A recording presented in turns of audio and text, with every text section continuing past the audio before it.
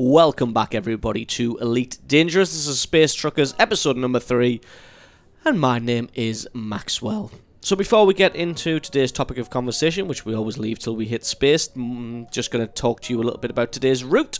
We are going to be making a, 4 jump trading route, a total of about 51 light years. Now this isn't a round trip like we do normally, and it's not just a normal straight shot either. We're going to be going from here, which is Ross 1057, to Ross 1051, and then we're going to be selling off some cargo, then picking up some more cargo, and eventually taking that to Nang Tak Hiam for a total profit of about 130,000, I think. Yeah, I think it's about 130,000. So without further ado, let us go. We are buying fruit and vegetables. When we find it, fruits and vegetables. So this one is quite a low profit run for the first one, but we kind of need to be at Ross 1051 for the large profit run. And before we get going, I do just want to double check my... there we go. So I wanted to check what my fully laden jump distance is, and this is the easiest way of doing it right now. So my fully laden jump distance is 15.76 light years. Obviously, if I load up on weapons and whatnot, that's going to be even smaller. But yeah, 15.76 light years. That's the only real way of figuring it out that that I can see just now. Obviously, you can do it from the galaxy map, but it's a little bit more fiddly, because I don't think it tells you the actual distance. It just says yes or no, you can or can't reach this place, either laden or unladen. Excuse me, bit of a cold today. The weather hasn't been fantastic in Britain, even though considering it is August.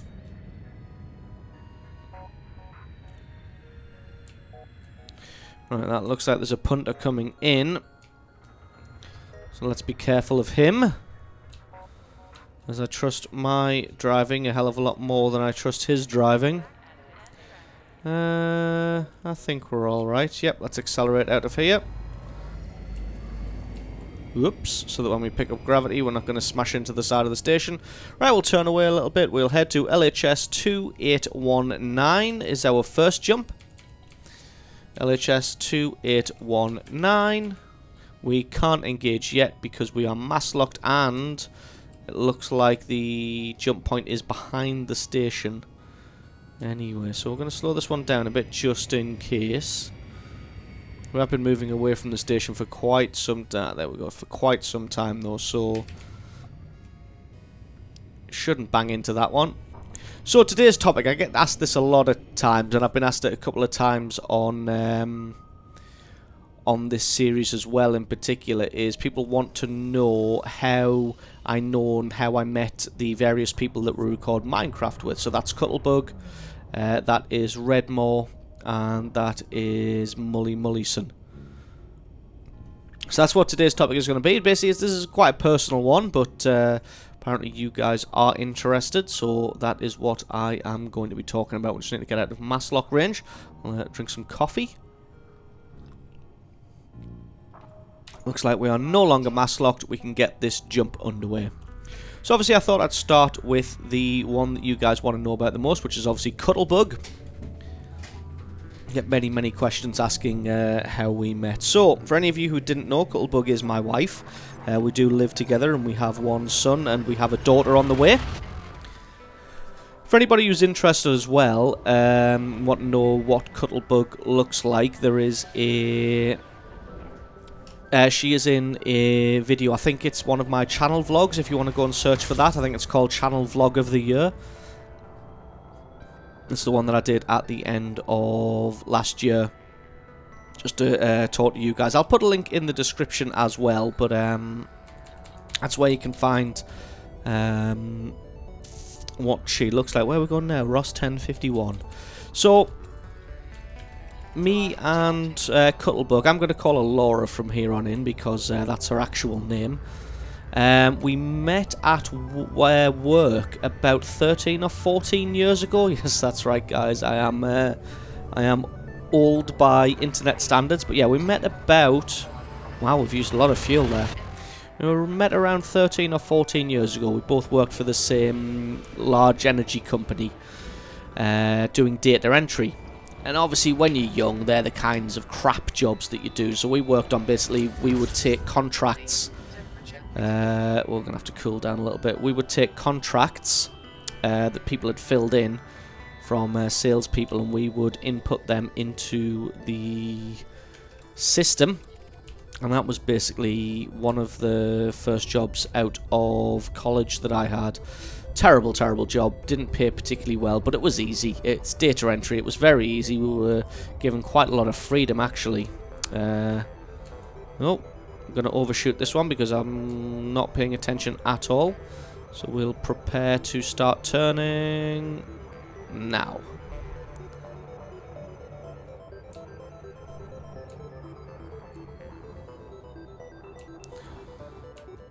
Right, overshot that one horrendously. Let's find out how far away we are now. Not too far at all. Half a light second. Right, so yeah, we met while we were working for a large energy company doing data entry. We would basically input contracts into a computer system, and then eventually we got shuffled around and did various other things. But when we first met, we were both in other relationships, so nothing ever came of it. We were just friends. But after we left there, we kept in touch through the years, on and off. Saw each other every now and then, spoke every now and then.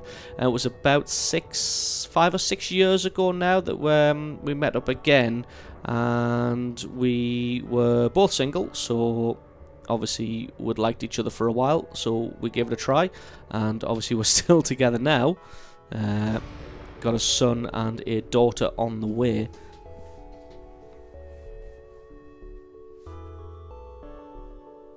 Sorry, I just, for some reason, when this thing's loading into the next system, I'm always quiet just in case something goes wrong. Probably a little bit superstitious on my part. So yeah, that's how me and Cuttlebug met. We've been, like I said, oh, we are a little bit hot. We've been together about 5 or 6 years now. We've got a son and a daughter on the way. Is that orbiting around? Point is that orbiting around? That's strange. Ah, right, it's orbiting around this side. So anti-clockwise, it's orbiting around there. Fantastic. We'll reset the power. So that is basically our story. I don't want to go too much in depth, but that is basically our story. And now we play Minecraft together because it is awesome. So next we'll talk about Mully Mullison. I've actually known him quite a long time as well. We actually went to school together, so I met him when I was about 12 years old. So I've known Mully about 18, 19, almost 20 years now. We met in school through a mutual friend. That's high school for you Americans, or secondary school for Brits. Obviously you go there, start there when you're 12-year-old, and I'm 31 now, which means we've known each other almost 20 years, because I'll be 32 this year. Obviously after school we went to college together as well. We've never worked together, but I remember one thing, teachers always said, oh, you don't worry about your school friends, because once you leave school, you're never really going to see your school friends again. And I would tend to believe them, because a lot of people that I did know from school, I've absolutely no contact with now whatsoever. But some of the guys who I knew in school, who I was actually quite close with, I still see to this day. It's like my best friend. You might have seen him on this channel if you're a very, very long time subscriber, Scott Holiday. Or Scott, or Scotty, or whatever. But I've known him about 22, 23 years. We actually went to junior school together. So known a lot of the guys that I went to school with still. Oh, overshot that one a bit. So Mully Mullison met in school. And just kept in touch after school, because we went to college together, obviously, and just kept in touch after that, because there was a big group of us from school who all knew each other, and we all kept in touch. And I mean, we've got a lot of the same interests and a lot of the same hobbies, which makes that a lot easier as well to sort of keep a friendship with. Obviously, if we'd just been to school together and we were only friends due to proximity, then you're not really... Because, I mean, there are a few people like that I'm not really friends with from school, even though other people have kept in touch with them, because when you haven't got much in common with someone, it is difficult to remain friends. What on earth is this jackass doing? He better accelerate a little bit. I don't want to crash into him. Are people exploding? So, and I just tend to call that you just basically a friend by proximity, because you're only really friends because you're in the same place together. It's like, it's the same sort of for work friends. A lot of the time, if you didn't work with these people, you probably wouldn't be friends with them outside of work. Just want to dodge that guy. I think that's an NPC, and I don't really want to get penalised for his terrible parking. So yeah, a lot of these people are friends via proximity. You probably wouldn't be friends with them if you had any other choice. But with Mully, like I said, we've got a lot of the same things in common. We used to play the same sorts of games when we were younger. We play the same sorts of games now. We both did fencing together. When I say fencing, though, it wasn't exactly fencing. It was we learned how to use a rapier, which is a lot different to fencing. Fencing's obviously the very structured, very rigid sport fencing, basically. Whereas what we learned was how to use a rapier, which is a little bit different to sport fencing. Oops. Pressed the wrong key there. Alright, so I'm a little bit off with that landing, but it's not too bad at all. People are firing guns inside the station, probably because these stupid docking computers are suiciding people onto the wrong pads. And there we go. Enter hangar. So yeah, like I said, we have the same sort of interests and the same sort of hobbies, so we sort of kept in touch after school and after college. Buy some fuel. Sell our commodities, which is fresh fruits and vegetables. It's only going to make us about 10k profit, really, this one. 11k. And then from here, we are buying, if you bear with me, just going to load this up on best profit calculator.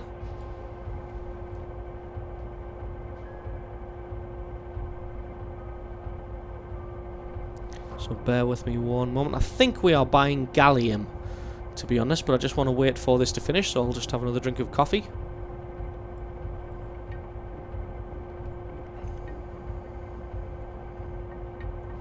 So we are going to Nang Ta Kian.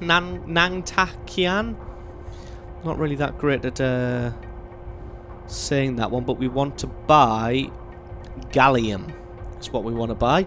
Now this gallium is pretty damn expensive, so we want to be careful, because I could spend all of my cash here. 426, so we don't really want to do that. So 10% of the value of your ship. I think I've worked out I need about 20,000 spare. That's 30, so we will go for that anyway. Now I know I'm probably going to be safe, but there's no point really risking it when you don't have to. So I'm not going to. So we'll load up on gallium, and then we will make the last 26.5 light year slog to Nang Ta Kian. And again, this engine noise is ridiculously loud. Obviously, I'll take care of that in post, but for me, that engine noise is just almost overwhelming, and I don't know why it is the only part of the game that is ridiculously loud. Everything else is sort of nicely balanced, really. Alright, let's fire some speed on, and let's get the hell out of Dodge.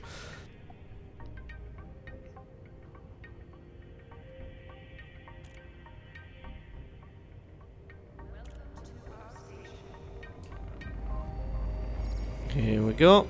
We are out. We'll turn off slightly.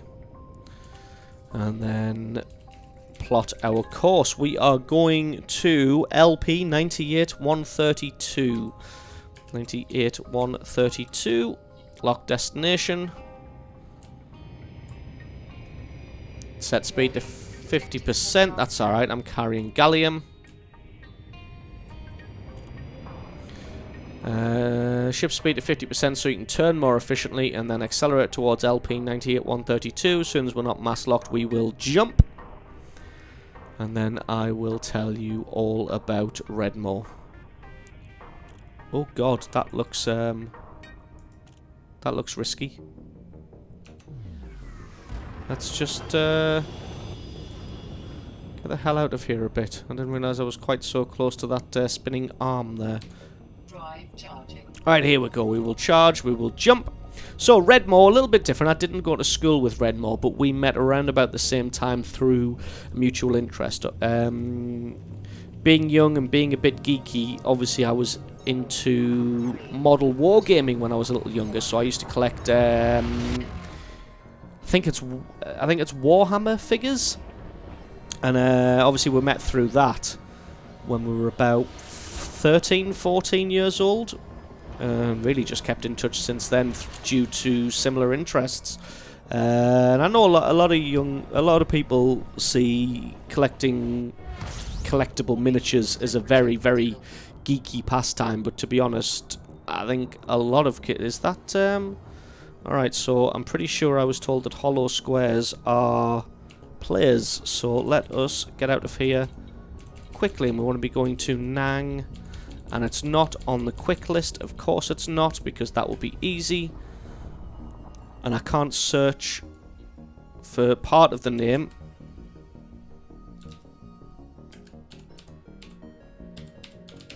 Got to search for the full name. Where is it? Nang Ta Kian. There we go. We are there. We will throttle up. We've cooled off considerably, so we will jump. So yeah, Redmore met through... well, actually, Mullison obviously used to do that as well. He actually still paints semi-professionally. He paints Warhammer and Warhammer 40,000 figures and for the specialist games and sells them on eBay, and he's actually done quite a few commissions. Like I said, does that semi-professionally. He's actually a very, very good model artist. So yeah, met Redmore through a love of miniature wargaming. I guess we're also fans... Yeah, okay, computer, temperature critical, I get it. Also, Here Point, is that where we're going? It is where we're going. Of course it is, because there's only one space station per system. Hopefully we're not too close and going to overshoot it like last time. Nope, we're about 400 light seconds out. That is good. So yeah, it was also a mutual love of role-playing games. So when we were younger, also used to play... a lot of tabletop role-playing games quite extensively, which is where a lot of the love of gaming sort of all stems from back in the day, back in the sort of 80s and 90s when there wasn't fantastic RPGs and whatnot flying around. A lot of younger people would play tabletop gaming. Never really played Dungeons and Dragons, but that's just because I'm not a fan of the D20 system. We did play a lot of White Wolf games. I think one of my fondest memories of any kind of tabletop role-playing would be a series called 7th Sea, which eventually got bought out by, or at least converted to, the D20 system. I know I was supposed to be talking about how I met people, but this is divulged, well, not divulged, but diverged into a general talk about wargaming and role-playing games. But yes, 7th Sea, fantastic role-playing game. If you ever get a chance to play it, I would definitely recommend playing the old rule system, because it was brilliant. We ran a campaign of that for about 2 years. So you get very nicely invested in games like that. And also White Wolf Studios, they did a great World of Darkness series, which was like Vampire the Masquerade and Werewolf the Apocalypse and Mage the Ascension and all that kind of thing. So that's really how me and Redmore Gibson met, and how we're still friends today, and why a lot of the multiplayer stuff that I do is with him, just because, like I said, we have very similar interests, very similar tastes. We've known each other so long that we can generally get a good back and forth banter on these multiplayer games. So that's why normally when I do a multiplayer video, it's almost invariably going to be with Redmore. And I think that just about covers it up. Cuttlebug, my wife, worked with her back one of my first jobs out of college. Mully Mullison went to school with and stayed in touch through similar interests. Redmore met through miniature wargaming and stayed in touch since then, because we have very, very similar tastes in, well, everything really, games and films and books and TV series and everything. Whoops. Forgot that I need to disengage that one.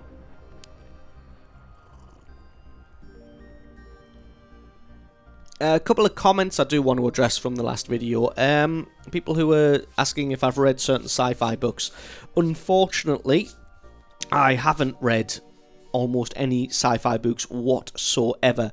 I used to read a lot, but with my career, I literally don't have time with a family and work and whatnot. I just don't have time to read. I know that's scandalous. I do keep wanting to get into audiobooks and listening to more audiobooks, because that's easy. You can listen to something like that as you're falling asleep, or while I'm editing videos I could listen to an audiobook. So that's maybe something that I'm thinking about getting more into. But so unfortunately, if you're asking if I've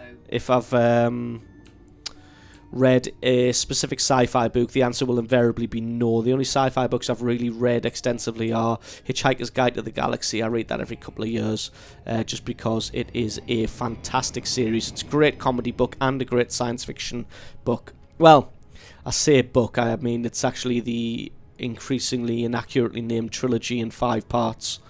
So there are 5 books. There's actually a 6th book, which was written by, what was his name? It was an Irish name, Ian, I think it was, but spelled with an E and an I instead of just an I. Ian Cohen or something.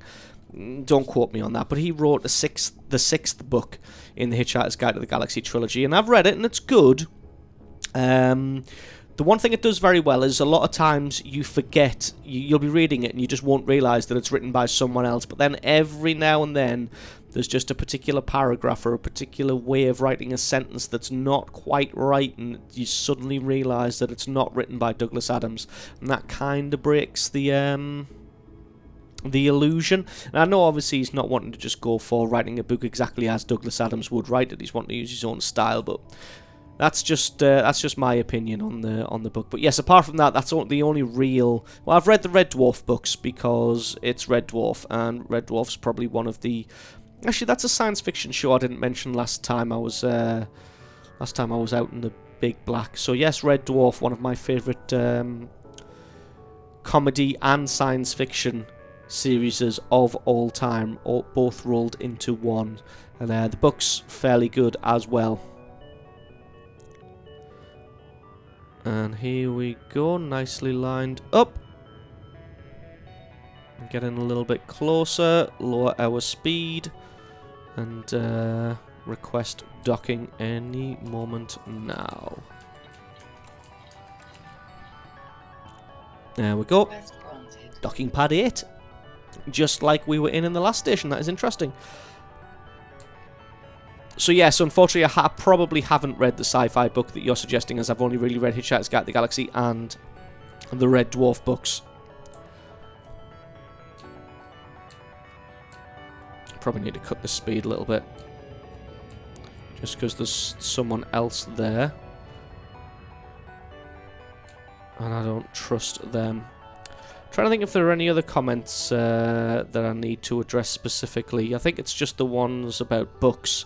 Like I said, I probably haven't read the book that you are suggesting, just because I don't generally have time to read these days, which is very, very unfortunate, because I did used to like reading. Mostly I would read fantasy novels rather than science fiction novels when given the opportunity. My god, docking computers and NPCs are so ridiculous.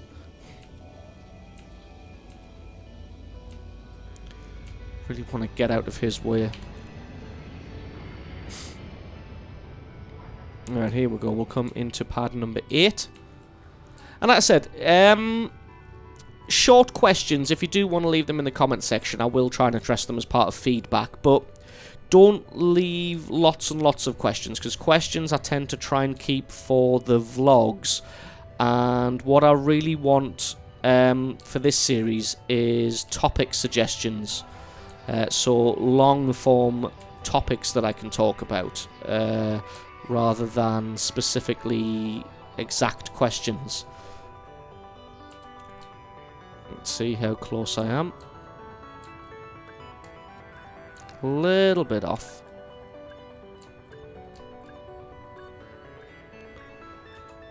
Well, that's not too bad at all. That's fairly accurate. So yeah, questions, wrong button. Short questions, yes, I'll do my best to answer them in the feedback section of Space Truckers, but really what I want is topics to talk about. Now, I know there's a couple of other topics that I do want to talk about, like someone was asking my opinion on the Grand Theft Auto series of games. What I'll want to do with that is I don't think that could be a full video on its own, so I'll probably roll that into a general gaming talks. I know someone else was asking about what I think about early access. So like I said, I'll probably roll both of those into the same topic and just do a general gaming topic. Right, here we go. 98 gallium. Each one 1,200 profit. So that gives us a total profit there of 118,000. We are now up to 565,000. This has been a bloody successful trading run, if I do say so myself. So thanks very much for watching, everybody. Thank you to everybody who leaves comments in the comment section. They are very, very appreciated. Like I said, if it's just a quick short question, I will reply directly to your comment in the comment section. If it's a topic, I'll try and talk about it at some point. If it is a question that I want to answer on video, then I won't answer it in the comment section, obviously. So if you don't get an answer, don't worry. It's not because I'm ignoring you. It's because that I actually want to talk about it rather than just give you a written response. So thanks very much for watching, everybody. Like I said, don't forget to hit the subscribe button if you want to see more of these videos. There's going to be 2 or 3 of them at least every week. And don't forget to leave a comment with any questions you may have and any suggestions for a longer topic to speak about whilst trading. So thanks for very much for watching, everybody. All of your views are greatly appreciated. This has been Space Truckers. I have been Maxwell, and I will catch you guys next time.